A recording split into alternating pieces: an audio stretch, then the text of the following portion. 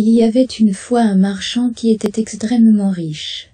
Il avait 6 enfants, 3 garçons et 3 filles, et, comme ce marchand était un homme d'esprit, il n'épargna rien pour l'éducation de ses enfants, et leur donna toutes sortes de maîtres.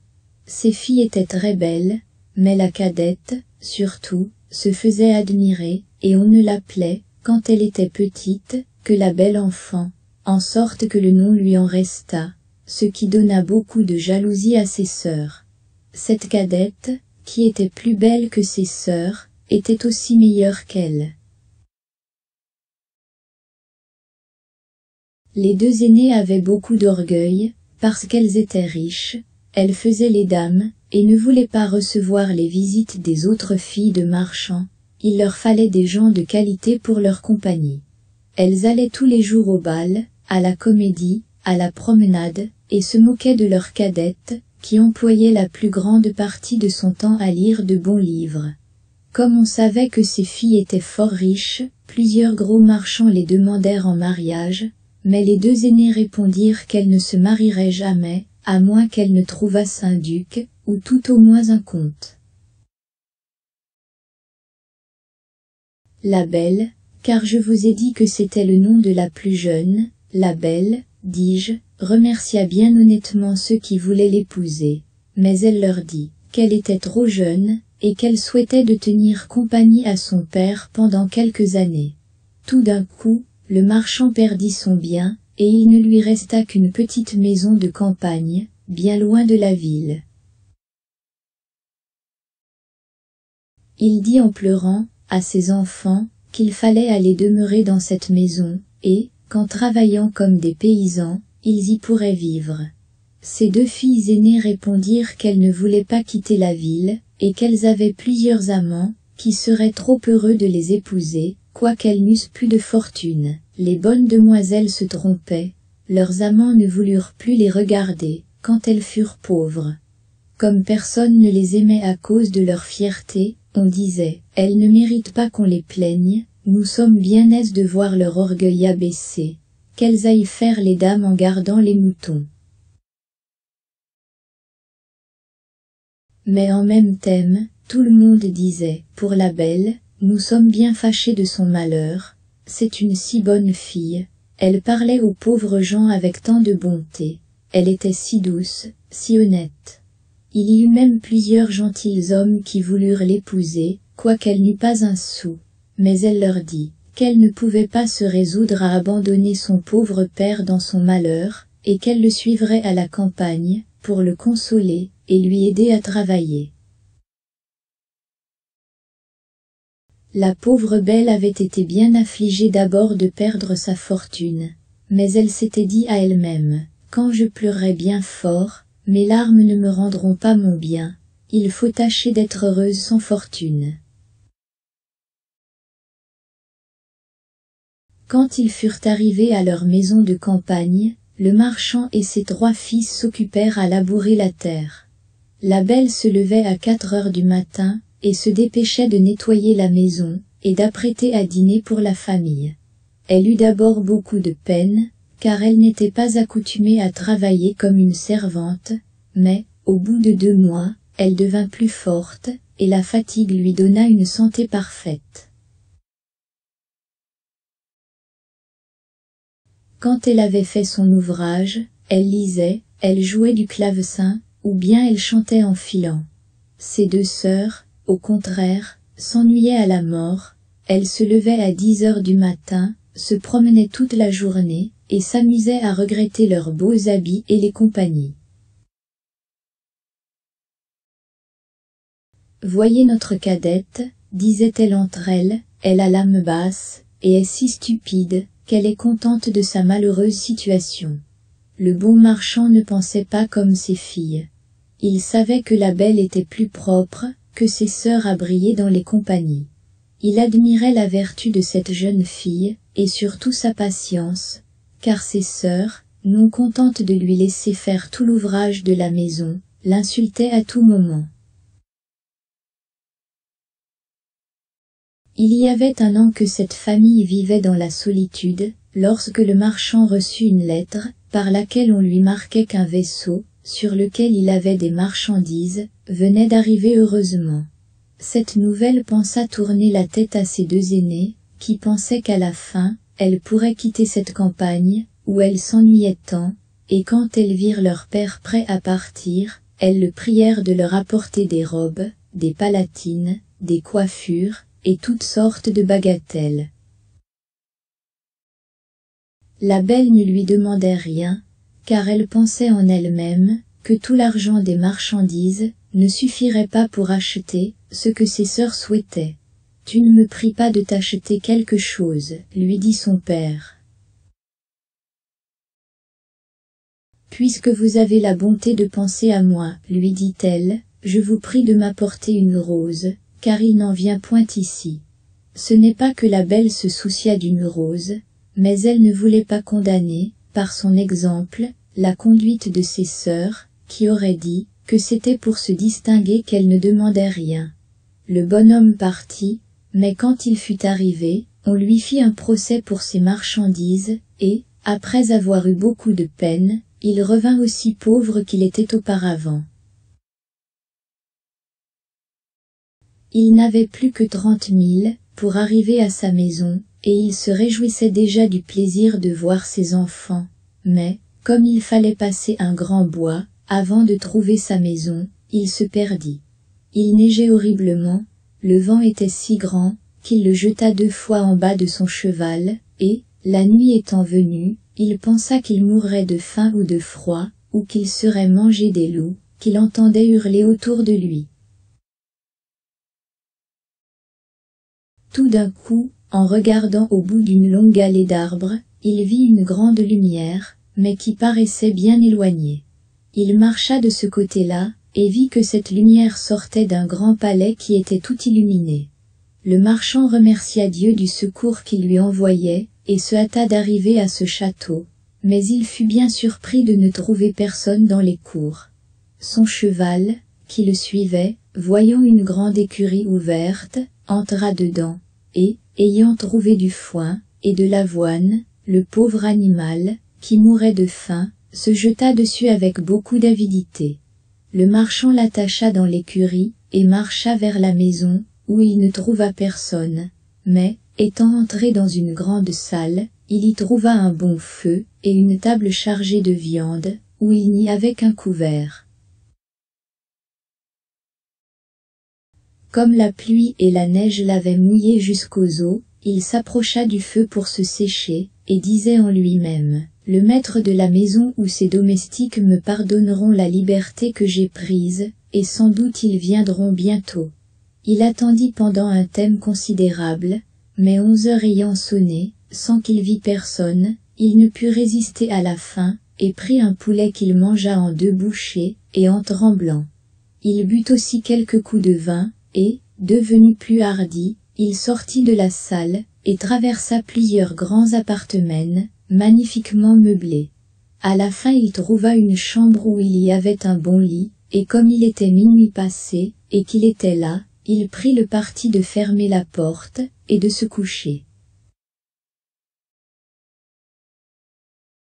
Il était 10 heures du matin, quand il se leva le lendemain, et il fut bien surpris de trouver un habit fort propre à la place du sien qui était tout gâté.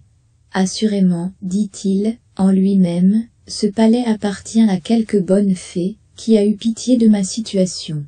Il regarda par la fenêtre, et ne vit plus de neige, mais des berceaux de fleurs qui enchantaient la vue. Il rentra dans la grande salle, où il avait soupé la veille, et vit une petite table, où il y avait du chocolat. « Je vous remercie, Madame la fée, dit-il tout haut, d'avoir eu la bonté de penser à mon déjeuner. » Le bonhomme, après avoir pris son chocolat, sortit pour aller chercher son cheval, et, comme il passait sous un berceau de roses, il se souvint que la belle lui en avait demandé, et cueillit une branche où il y en avait plusieurs. En même temps, il entendit un grand bruit, et vit venir à lui une bête si horrible, qu'il fut tout près de s'évanouir. « Vous êtes bien ingrat, lui dit la bête, d'une voix terrible, je vous ai sauvé la vie, en vous recevant dans mon château, et, pour ma peine, vous me volez mes roses, que j'aime mieux que toute chose au monde. Il faut mourir pour réparer cette faute, je ne vous donne qu'un quart d'heure, pour demander pardon à Dieu.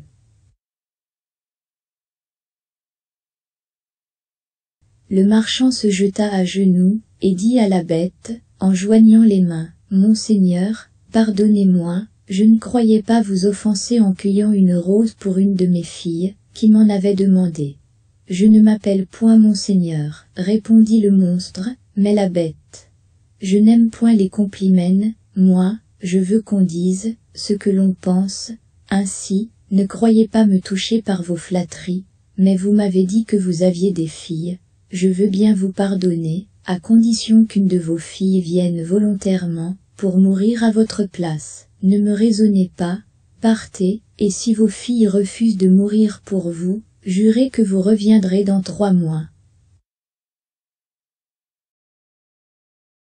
Le bonhomme n'avait pas dessein de sacrifier une de ses filles à ce vilain monstre, mais il pensa, au moins, j'aurai le plaisir de les embrasser encore une fois. Il jura donc de revenir, et la bête lui dit qu'il pouvait partir quand il voudrait. Mais, ajouta-t-elle, je ne veux pas que tu t'en ailles les mains vides. Retourne dans la chambre où tu as couché, tu y trouveras un grand coffre vide. Tu peux y mettre tout ce qui te plaira. Je le ferai porter chez toi. En même thème, la bête se retira, et le bonhomme dit en lui-même, s'il faut que je meure, j'aurai la consolation de laisser du pain à mes pauvres enfants.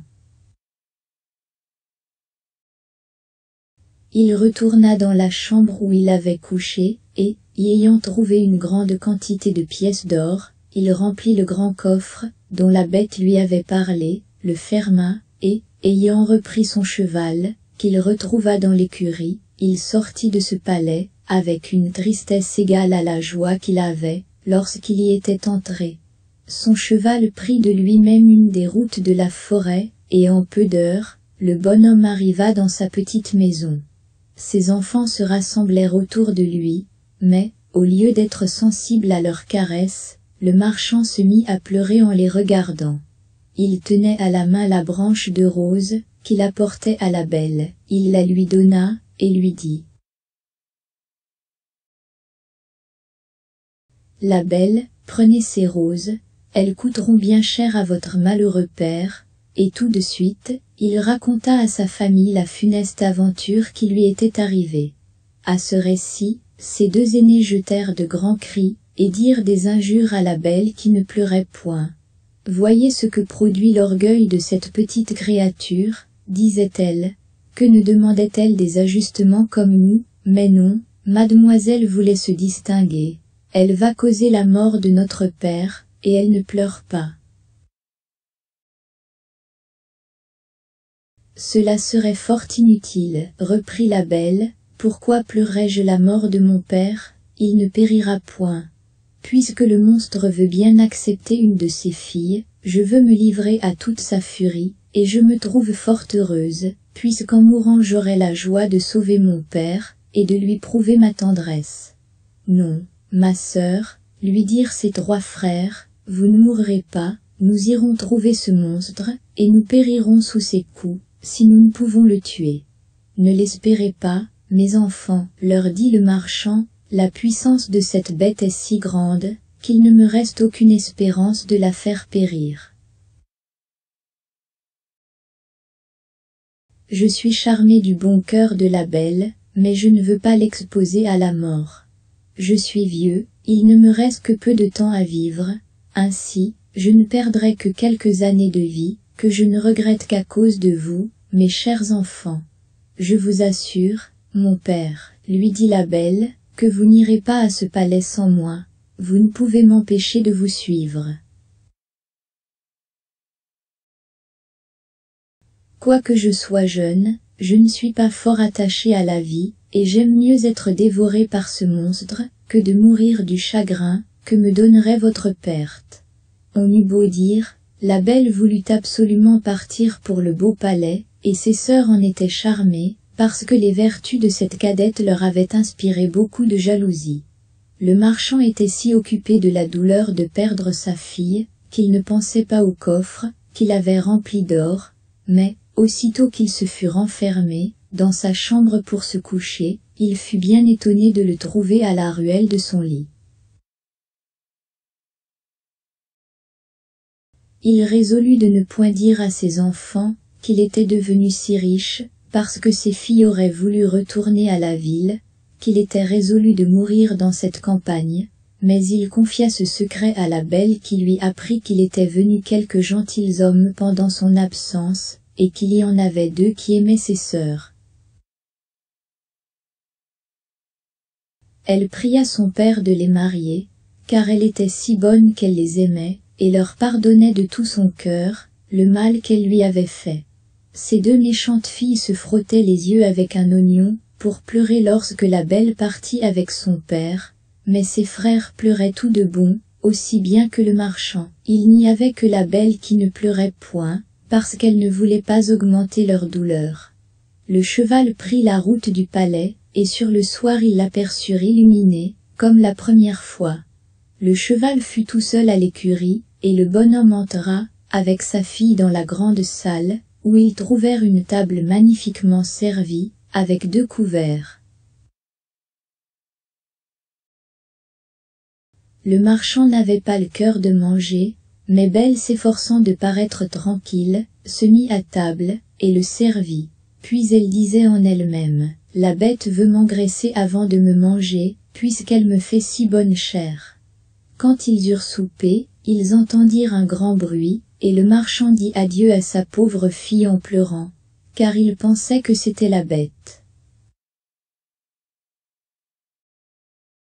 Belle ne put s'empêcher de frémir en voyant cette horrible figure, mais elle se rassura de son mieux, et le monstre lui ayant demandé si c'était de bon cœur qu'elle était venue, elle lui dit, en tremblant, « Oui, vous êtes bien bonne, dit la bête, et je vous suis bien obligée.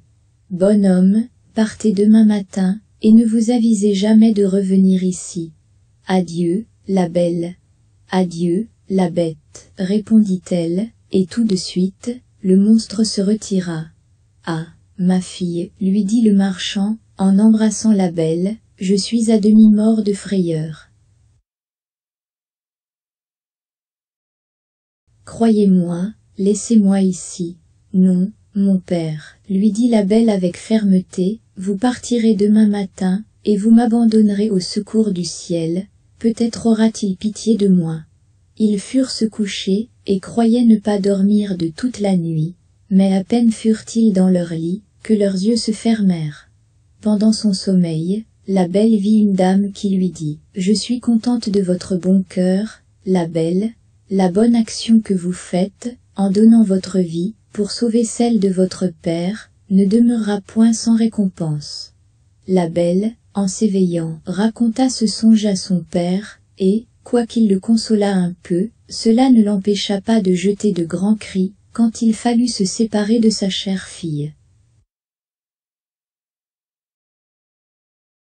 Lorsqu'il fut parti, la belle s'assit dans la grande salle, et se mit à pleurer aussi, mais, comme elle avait beaucoup de courage, elle se recommanda à Dieu, et résolut de ne point se chagriner, pour le peu de temps qu'elle avait à vivre, car elle croyait fermement que la bête la mangerait le soir.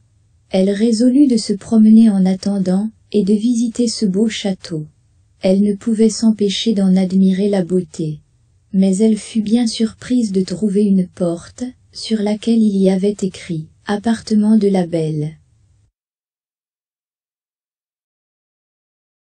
Elle ouvrit cette porte avec précipitation, et elle fut éblouie de la magnificence qui y régnait, mais ce qui frappa le plus sa vue fut une grande bibliothèque, un clavecin, et plusieurs livres de musique. « On ne veut pas que je m'ennuie, dit-elle, tout bas. Elle pensa ensuite, si je n'avais qu'un jour à demeurer ici, on ne m'aurait pas fait une telle provision. Cette pensée ranima son courage. Elle ouvrit la bibliothèque, et vit un livre où il y avait écrit en lettres d'or, « Souhaitez, commandez. Vous êtes ici la reine et la maîtresse. » Hélas, dit-elle, en soupirant, je ne souhaite rien que de voir mon pauvre père, et de savoir ce qu'il fait à présent. Elle avait dit cela en elle-même. quelle fut sa surprise, en jetant les yeux sur un grand miroir, d'y voir sa maison, où son père arrivait avec un visage extrêmement triste. Ses sœurs venaient au-devant de lui, et, malgré les grimaces qu'elles faisaient pour paraître affligées, la joie qu'elles avaient de la perte de leur sœur paraissait sur leur visage. Un moment après, tout cela disparut, et la belle ne put s'empêcher de penser que la bête était bien complaisante, qu'elle n'avait rien à craindre d'elle. À midi, elle trouva la table mise, et, pendant son dîner elle entendit un excellent concert, quoiqu'elle ne vit personne.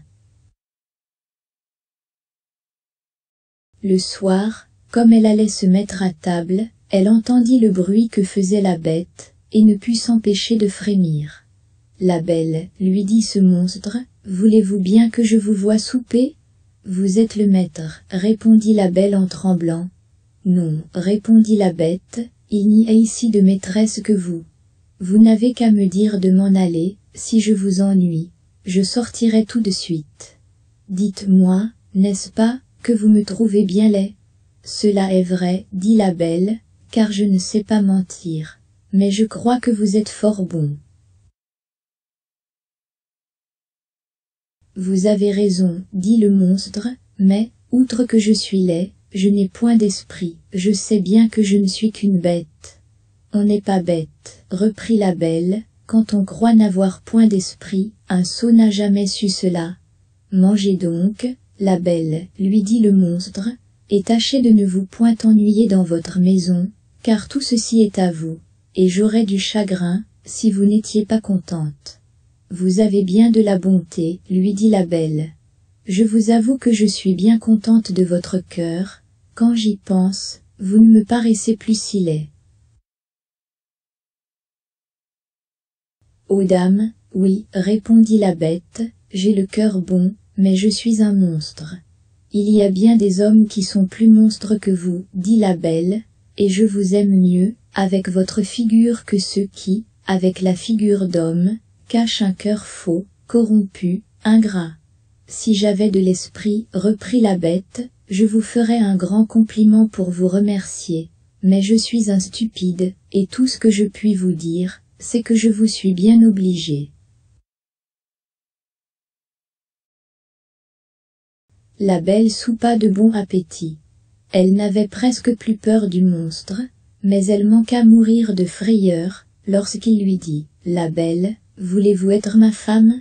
Fermez les guillemets, elle fut quelque temps sans répondre. Elle avait peur d'exciter la colère du monstre, en le refusant. Elle lui dit pourtant en tremblant, « Non la bête. » Dans ce moment, ce pauvre monstre voulut soupirer, et il fit un sifflement si épouvantable, que tout le palais en retentit. Mais Belle fut bientôt rassurée, car la bête lui ayant dit tristement « Adieu donc la belle », sortit de la chambre, en se retournant de thème en thème pour la regarder encore. Belle se voyant seule, sentit une grande compassion pour cette pauvre bête. « Hélas, disait-elle, c'est bien dommage, qu'elle soit si laide, elle est si bonne. » Belle passa 3 mois dans ce palais avec assez de tranquillité. Tous les soirs, la bête lui rendait visite, l'entretenait pendant le souper, avec assez de bon sens, mais jamais avec ce qu'on appelle esprit, dans le monde. Chaque jour, Belle découvrait de nouvelles bontés dans ce monstre. L'habitude de le voir l'avait accoutumée à sa laideur, et, loin de craindre le moment de sa visite, elle regardait souvent à sa montre, pour voir s'il était bientôt 9 heures, car la bête ne manquait jamais de venir à cette heure-là. Il n'y avait qu'une chose qui faisait de la peine à la belle, c'est que le monstre, avant de se coucher, lui demandait toujours, si elle voulait être sa femme, et paraissait pénétré de douleur, lorsqu'elle lui disait que non. Elle dit un jour, « Vous me chagrinez, la bête, je voudrais pouvoir vous épouser, mais je suis trop sincère pour vous faire croire que cela arrivera jamais. Je serai toujours votre amie, tâchez de vous contenter de cela. » Il le faut bien, reprit la bête. Je me rends justice. Je sais que je suis bien horrible, mais je vous aime beaucoup, Cependant je suis trop heureux de ce que vous voulez bien rester ici, promettez-moi que vous ne me quitterez jamais. » La belle rougit à ces paroles. Elle avait vu dans son miroir que son père était malade de chagrin de l'avoir perdu, et elle souhaitait de le revoir. « Je pourrais bien vous promettre, dit-elle à la bête, de ne vous jamais quitter tout à fait, mais j'ai tant d'envie de revoir mon père, que je mourrais de douleur, si vous me refusez ce plaisir. J'aime mieux mourir moi-même, dit ce monstre, que de vous donner du chagrin. Je vous enverrai chez votre père, vous y resterez, et votre pauvre bête en mourra de douleur. » « Non, lui dit la belle en pleurant, je vous aime trop, pour vouloir causer votre mort. Je vous promets de revenir dans 8 jours. Vous m'avez fait voir que mes sœurs sont mariées, et que mes frères sont partis pour l'armée. Mon père est tout seul, souffrez que je reste chez lui 1 semaine. Vous y serez demain au matin, dit la bête, mais souvenez-vous de votre promesse. Vous n'aurez qu'à mettre votre bague sur une table en vous couchant, quand vous voudrez revenir. Adieu, la belle. La bête soupira selon sa coutume, en disant ces mots, et la belle se coucha toute triste de la voir affligée. Quand elle se réveilla le matin, elle se trouva dans la maison de son père, et, ayant sonné une clochette qui était à côté de son lit, elle vit venir la servante qui fit un grand cri en la voyant. Le bonhomme accourut à ce cri, et manqua mourir de joie en revoyant sa chère fille, et ils se tinrent embrassés plus d'1 quart d'heure. La belle, après les premiers transports, pensa qu'elle n'avait point d'habit pour se lever, mais la servante lui dit qu'elle venait de trouver dans la chambre voisine un grand coffre plein de robes toutes d'or, garnies de diamants. Belle remercia la bonne bête de ses attentions, elle prit la moins riche de ses robes, et dit à la servante de serrer les autres, dont elle voulait faire présent à ses sœurs, mais à peine eut-elle prononcé ces paroles, que le coffre disparut. Son père lui dit que la bête voulait qu'elle gardât tout cela pour elle, et aussitôt les robes et le coffre revinrent à la même place. La belle s'habilla, et, pendant ce temps on fut avertir ses sœurs qui accoururent avec leurs maris. Elles étaient toutes 2 fort malheureuses. L'aînée avait épousé un gentilhomme, beau comme le jour, mais il était si amoureux de sa propre figure, qu'il n'était occupé que de cela, depuis le matin jusqu'au soir, et méprisait la beauté de sa femme. La seconde avait épousé un homme qui avait beaucoup d'esprit, mais il ne s'en servait que pour faire enrager tout le monde, et sa femme toute la première. Les sœurs de la belle manquèrent de mourir de douleur, quand elles la virent habillée comme une princesse, et plus belle que le jour. Elle eut beau les caresser, rien ne put étouffer leur jalousie, qui augmenta beaucoup, quand elle leur eut conté combien elle était heureuse. Ces 2 jaloux descendirent dans le jardin pour y pleurer tout à leur aise, et elles se disaient, « Pourquoi cette petite créature est-elle plus heureuse que nous? Ne sommes-nous pas plus aimables qu'elle? » « Ma sœur, dit l'aînée, il me vient une pensée, tâchons de l'arrêter ici plus de 8 jours, sa sotte bête se mettra en colère de ce qu'elle lui aura manqué de parole, et peut-être qu'elle la dévorera. » « Vous avez raison, ma sœur, répondit l'autre. Pour cela, il lui faut faire de grandes caresses, et, ayant pris cette résolution, elles remontèrent, et firent tant d'amitié à leur sœur, que la belle en pleura de joie. Quand les 8 jours furent passés, les 2 sœurs s'arrachèrent les cheveux, et firent tant les affliger de son départ, qu'elle promit de rester encore 8 jours chez son père. Cependant Belle se reprochait le chagrin qu'elle allait donner à sa pauvre bête, qu'elle aimait de tout son cœur, et elle s'ennuyait de ne plus la voir. La 10e nuit qu'elle passa chez son père, elle rêva qu'elle était dans le jardin du palais, et qu'elle voyait la bête couchée sur l'herbe, et près de mourir, qui lui reprochait son ingratitude. La belle se réveilla en sursaut, et versa des larmes. « Ne suis-je pas bien méchante, disait-elle, de donner du chagrin à une bête qui a pour moi tant de complaisance? Est-ce sa faute, si elle est si laide, et si elle a peu d'esprit? Elle est bonne, cela vaut mieux que tout le reste. Pourquoi n'ai-je pas voulu l'épouser? Je serais plus heureuse avec elle, que mes sœurs avec leurs maris. » Ce n'est ni la beauté, ni l'esprit d'un mari qui rendent une femme contente, c'est la bonté du caractère, la vertu, la complaisance, et la bête a toutes ces bonnes qualités. Je n'ai point d'amour pour elle, mais j'ai de l'estime, de l'amitié, de la reconnaissance.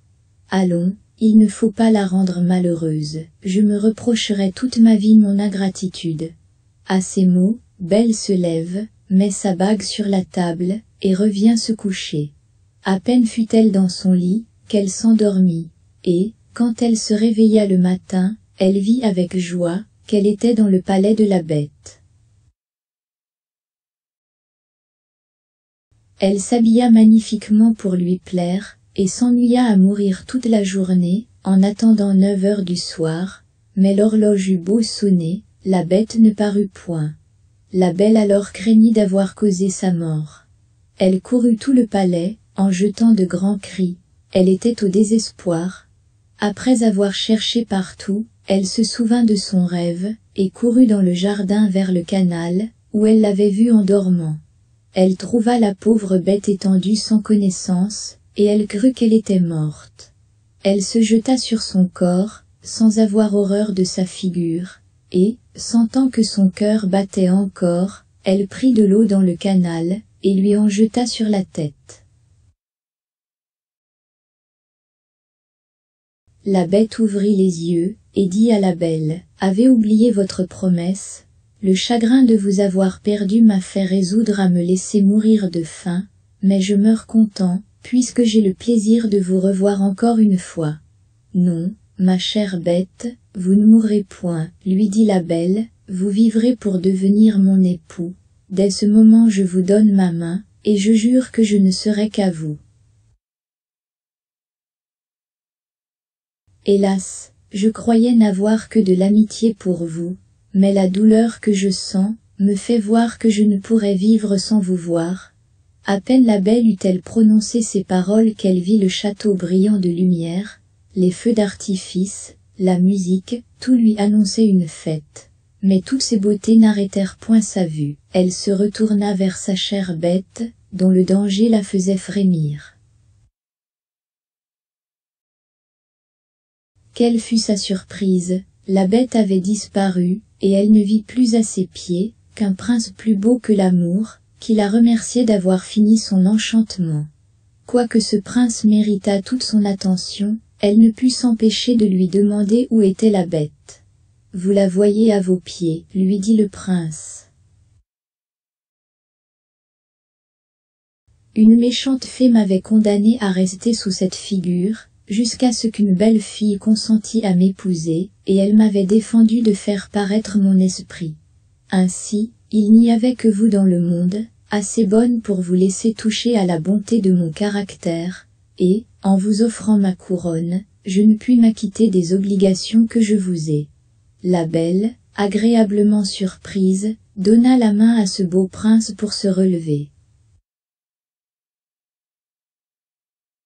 Ils allèrent ensemble au château, et la belle manqua mourir de joie en trouvant, dans la grande salle, son père et toute sa famille, que la belle dame, qui lui était apparue en songe, avait transporté au château. « Belle, lui dit cette dame qui était une grande fée, venez recevoir la récompense de votre bon choix. Vous avez préféré la vertu à la beauté et à l'esprit, vous méritez de trouver toutes ces qualités réunies en une même personne. Vous allez devenir une grande reine, j'espère que le trône ne détruira pas vos vertus. Pour vous, mesdemoiselles, dit la fée aux 2 sœurs de Belle, je connais votre cœur et toute la malice qu'il renferme. Devenez 2 statues, mais conservez toute votre raison sous la pierre qui vous enveloppera. Vous demeurez à la porte du palais de votre sœur, et je ne vous impose point d'autre peine que d'être témoin de son bonheur. Vous ne pourrez revenir dans votre premier état qu'au moment où vous reconnaîtrez vos fautes. Mais j'ai bien peur que vous ne restiez toujours statue. On se corrige de l'orgueil, de la colère, de la gourmandise et de la paresse, mais c'est une espèce de miracle que la conversion d'un cœur méchant et envieux. Dans le moment, la fée donna un coup de baguette, qui transporta tout ce qui était dans cette salle, dans le royaume du prince. Ses sujets le virent avec joie, et il épousa la belle qui vécut avec lui fort longtemps, et dans un bonheur parfait, parce qu'il était fondé sur la vertu.